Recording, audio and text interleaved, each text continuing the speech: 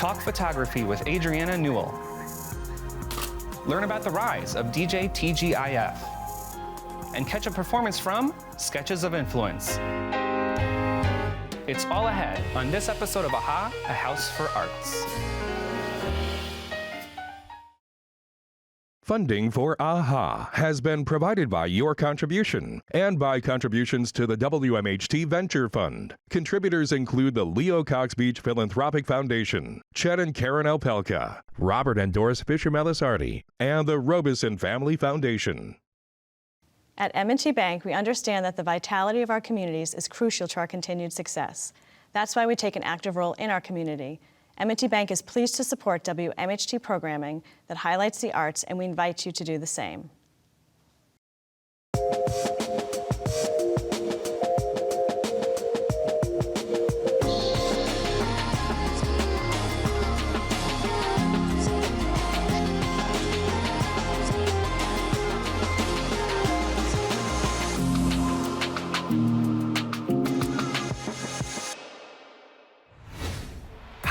I'm Matt Rogowitz, and this is AHA, A House for Arts, a place for all things creative. Adriana Newell is a photographer working in the Catskills, Hudson Valley, and beyond.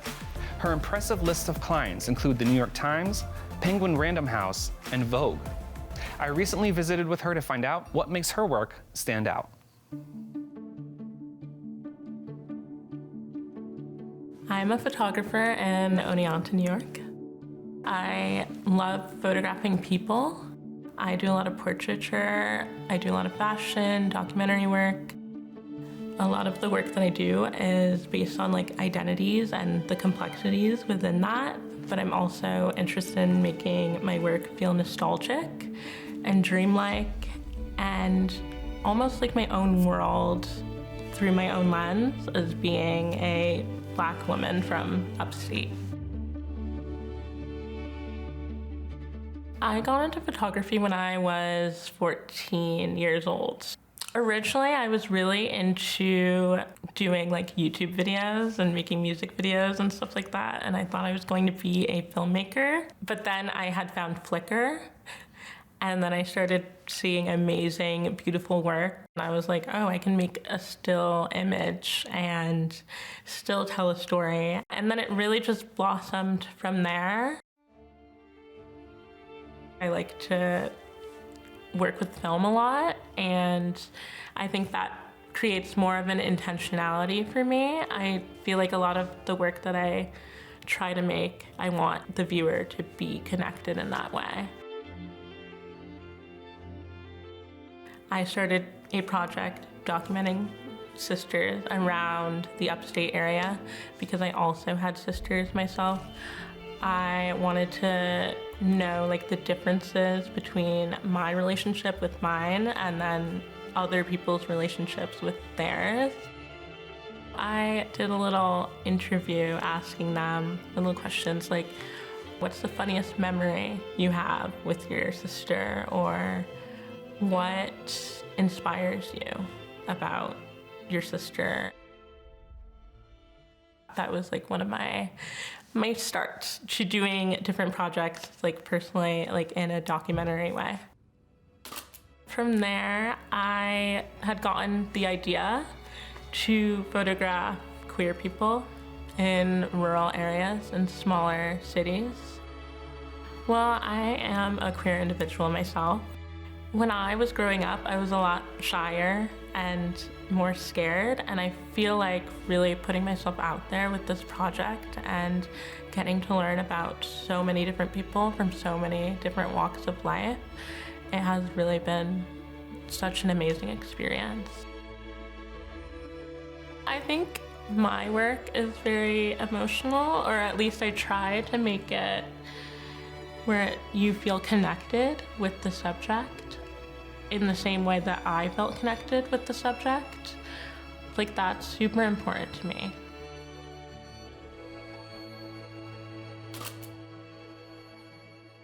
I am a frequent contributor to the New York Times. I've also shot for Vogue, British Vogue, some other little publications. It's been a fun time. Like, getting these jobs and being from this area is definitely crazy. When I had first started working with the New York Times, they had contacted me in my email, and I think I was literally heading to class, and I was like, oh, the New York Times wants to send me to Vermont to shoot Danny Roberts. They were like, we really love your style. I saw your Instagram, I saw your website. I think you'd be great for this shoot. And yeah, and then 3 days later, I went out there. I had like an hour with him, and I just shot a bunch of stuff. You never know what you're gonna get sometimes, and that was like one of the random moments. And then I went on to shoot a bunch more fun stuff for them. If you want to pick up a camera and be a photographer, you should definitely just shoot everything and anyone and just have fun with it.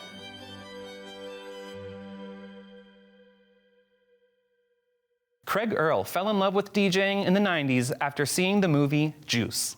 And today he's known as DJ TGIF. Jade Warwick sat down with Craig to learn how he found success doing what he loves. What's up, Craig? Welcome to AHA today. Thank you for having me. How you doing? Looking pretty great. I mean, you know, call me out here. I had to, dress for the occasion. Yeah, looking like blinged out. So to begin, I know you're a promoter, a DJ, a graphic designer, a businessman. So with all these creative endeavors and passions, like, where did your journey begin to get you? Ooh, so my journey began with DJing. Like, DJing is the catalyst for everything, and like when I fell in love with that, like I fell in love with it way before I got into it. Mm-hmm. So I fell in love with it during the 90s when I saw the movie Juice. Favorite movie. And like I rediscovered it when I was in college, and yeah, from there everything just kind of went up. Flowed through. Yeah. And did you have any like mentors or anybody from your past that kind of helped boost you to get into the creative pathways? For DJing, no. I kind of like locked myself in my room and just kind of like labbed out for like 8 months straight. Just like kind of, but once I came out of my room after that 8 months, I just was like telling everybody, hey, I DJ, hey, I DJ, hey, I DJ. Yeah. And just was waiting for that first opportunity, and then like ran from there. But I've definitely had great mentors throughout my career. Who were some? Like, did they help you like artistically? Business-wise, Kevin Johnson's like my mentor, somebody I talk to like every day really, and just seeing the business side of the game and like just like that encouragement, or don't fall for these things that I fell for when I was your age, and like, or look out for this, or this is like, there's a broader perspective here that you could look at this from, and kind of having that like ace in the hole kind of helps me out a lot. Yeah. Even to this day. No, I agree. Mentors are very important. Yeah, for sure. So within your DJ career, what type of music do you play or produce for folks who've never heard? All right, so I'm hip hop first. Happy 50 years of hip hop. But I play everything. So I go hip hop, R&B, Afro beats, reggae, dance hall, Latin music, little soft classic rock, like whatever you need me to do, I can do it, just because that's what my experiences have let me to do. Yeah, and what did you think it comes at a strength to being able to flow within those varieties as a DJ? Yeah, the more tools you have in your toolbox, the more possibilities you have for work. Yeah. And so I opened for like Pat Benatar. And like I said, I'm hip hop first, so when I step out on stage, I got my jewelry, I got my chains on, they're looking at me like, what's about to happen right now? For Pat Benatar? And, she's in the Rock and Roll Hall of Fame. And so, I play Pour Some Sugar on Me and some AC/DC. They're like, okay, this guy knows his stuff. I love that. Yeah, So knowing you're a businessman and honestly a very well-known entrepreneur within the area, so when was the moment you realized you could use your musical abilities to create a business? Well, what was that? You know what? I'm actually gonna go to business for myself instead of working for other folks. So, funny enough, it was just me doing the job, but the club manager had asked me, he's like, hey, who should we bring up? And I was like, well, you should bring up this act. And after looking at the spreadsheet backstage and realizing that my idea had made $30,000-$40,000 that night, and I walked away with $300 that night. I was like, we gotta make some adjustments. Yeah. Yeah, that's when I knew that like my ideas and my business was like valuable, and I could, kind of make a living from this. And what's your business called? My business currently is called Always Outside. I'm also DJ TGIF. Like, And now, Always Outside, what's the meaning behind that name? because I'm always outside. There we If you're go. looking for me, I'm outside. I'm involved. I'm in the community. I'm in these streets. Yeah, I'm always out here. So yeah. Yeah, it's a perfect business name. So I want to know, how do you curate, like when you do these parties and these events, how do you curate the good vibes? Like, how do you curate the energy so everyone's engaged, everyone's connected? Because I've seen DJs play. It's really, it's like psychology. You're like watching the crowd. You're feeling the crowd. So how do you work with that? I mean, some of it just like kind of happens. So some of it's like really based on like what's happening within the world. So like Drake and J. Cole are going on tour. It's called the All a Blur tour. My life's a blur. I threw it. It's all a blur part. It's a moment, you know what I'm saying? So sometimes capitalizing off of moments, like, and you can build around a vibe, or you get that stroke of inspiration. Or if I like I'm a Piano, which is like music coming out of South Africa, which is taking over the world right now. And I'm like, well, I want to do an I'm a Piano party. How do I get people who may not know what that is interested in it? And I'm like, maybe I'll do it at the Van Gogh exhibit. Yeah. Like this vibe with this, and like we'll do, Yeah. And you kind of start to create things like that. And I was like, hey, who's interested in something like this? Yeah, and how do you like read I guess because, it's a little bit of marketing too. And you got to change like kind of behaviors of people, because, they may not always go to that type of vibe at like, let's say, a more African-centric place. But having it at the Van Gogh kind of opens it up to a variety of audiences. Is that something that's really important within your work? Yeah, absolutely. It's just, like I said, the more tools you have in your toolbox, the more people you can draw in, the better chances you have of success. And like something like the Van Gogh exhibit is like, I'm looking around at this visual experience while I'm having this audio experience, and then like I'm interacting with people. And so you're trying to hit multiple levels of, engagement. Yeah. So every artist, kind of has their niche. You kind of already glanced over a little bit of like what your special thing is. So what would you, in your own words, consider your thing that sets you apart from the majority of DJs in the area? Because you're everywhere, like everywhere, not even just in New York. So what's your strength? I'm relentless. Always outside? I'm relentless. I'm always there. I'm always at the top of mind. That's why I'm always outside, because if you're looking for someone to hire you for something, or when people think of your industry, you want you to come to mind first. And so how you come to mind first? Be outside. Be in people's faces. Say, hey, what's up? How you been? What's up? How you doing? Support events. Like, even when you're not working, be outside. Like, go do stuff. Like, be a part of the community, go too. support stuff. Don't just be a business person, be a consumer too.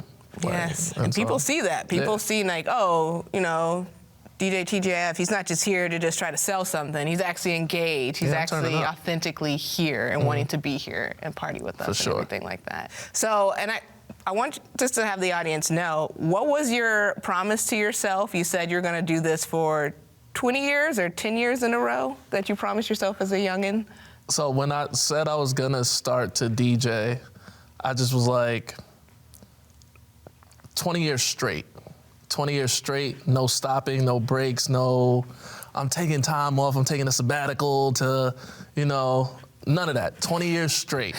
We're gonna do this for 20 years straight and accomplish whatever we can accomplish out of it. And I'm in year 15 right now. That's crazy, year 15. That's really great, man. And what have been some of your accomplishments in those 15 years that you would say are your highlight moments? Ooh.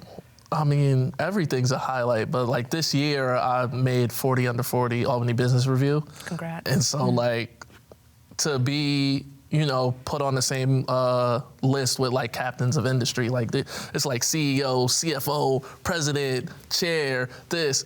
DJ TGIF. I'm like, yeah. Yo, let's get it. So to be recognized for the work that I've, done and continue to do, like, on that stage is kind of crazy. Yeah, that really is. And didn't you get something from Congress or something from the government as well? Yeah, shout out Paul Tongo. He who came and gave me my certificate during Black History Month. It was for my contributions to the community. So I got like a congressional award, like, come on. Yeah, that's amazing. Like, that's insane. I've DJ'd at the United Nations, like, 15 years of grinding. Look where it goes, it's man. crazy. And so everything's a blessing, and I'm thankful for all of it. Yeah. I want to talk more about a little bit about the local music scene, because I know you're everywhere, but I want to know about local. For sure. When it comes to the local music scene, knowing you're so involved, what are some issues that you see that you think could be fixed? Because there's so many amazing musicians in in like Albany, Schenectady, Troy, Saratoga, but it seems like people have a hard time climbing out. It's infrastructure, and since there isn't any, like, a lot of people leave to go to cities where there is infrastructure already in place. But I think the biggest value that someone could bring as an artist or a promoter or as a concert organizer or whatever is building the infrastructure. And like, people who do artist showcases like a DJ Hollywood, like MBB Rexy, like they have started to build those platforms and are nurturing artists so people can just come here and do stuff, or people that are from here can do stuff here, as well as, explore options out of town and out of state and stuff like that. Yeah, and how do you think, you mentioned like DJ Hollywood, but how do you think as a community, how can we all get there together? Like, do we need to like create independent record labels? Like, how can we just... Well, everybody, like, an independent record label is cool, but like, everybody's putting their music on DistroKid and putting their music straight to streaming services. So really, it's just getting the word out there, getting people to say, hey, I'm doing music. This is where it's readily available if you like this show that I'm a part of. But it's like, you have, a local music showcase, you have a Live at 5 and Tulip Fest and all these like things that are happening. You just got to kind of put it all together. Yeah, it's got to show yourself, show out, as you said. So this is what if you were to give one word of advice for artists out there who really want to make it and be in your shoes, or do that type of like, oh, I'm just gonna go until I like get to my goals. What kind of a word of advice would you give them? My secret weapon, my superpower, the thing that has set me apart, the thing that has made me a success, is knowing my value, and I started throwing my own events. I did the events myself instead of being like a private contractor, instead of being a DJ for hire. I started throwing my own events, and I set basically my own value. And so if I, by myself, can bring 500 people, 1,000 people, 2,000, 2,500 people to an event, that's my value, not this like gig rate. Yeah. You know what I'm saying? And so, yeah, that's kind of, I would tell somebody trying to get into the business or trying to build and trying to become more, do your own things. Yeah, trusting yourself. Yeah, absolutely. If you're an artist and you throw your own art show, if you're a musician, throw your own concert, if you're a DJ, throw your own parties. Like, that will set you apart. That will set what your demand is, and then you build it. Awesome. Well, thank you. Here's to building empires together. I appreciate you, Craig, and thank you for being on the show today. Thank you. Please welcome Sketches of Influence.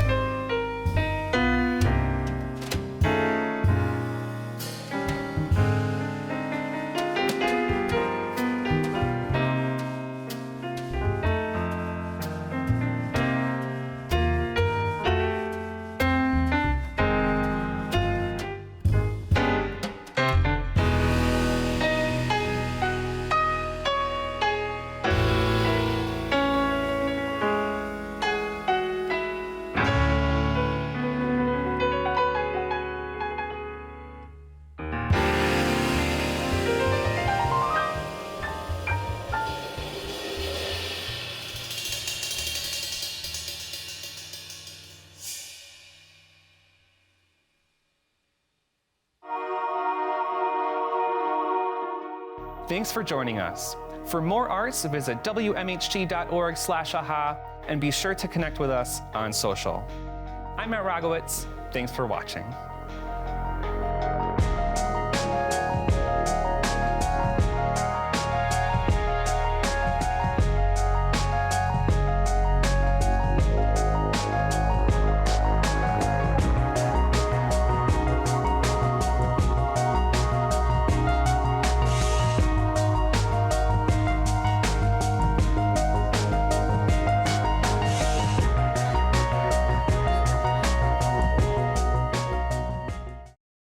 Funding for AHA has been provided by your contribution and by contributions to the WMHT Venture Fund. Contributors include the Leo Cox Beach Philanthropic Foundation, Chet and Karen Alpelka, Robert and Doris Fisher Melisardi, and the Robeson Family Foundation. At M&T Bank, we understand that the vitality of our communities is crucial to our continued success. That's why we take an active role in our community. M&T Bank is pleased to support WMHT programming that highlights the arts, and we invite you to do the same.